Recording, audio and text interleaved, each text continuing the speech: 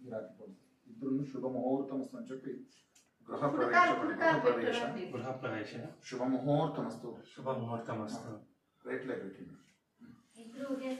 అట్లే ఉండండి, ఫోటో తీసుకుంటారు. తీస్తాను.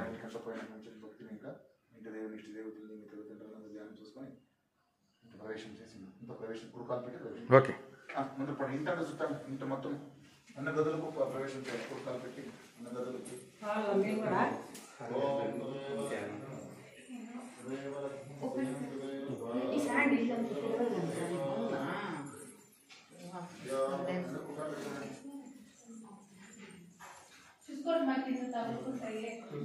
ఏం తగులుకోవాలి.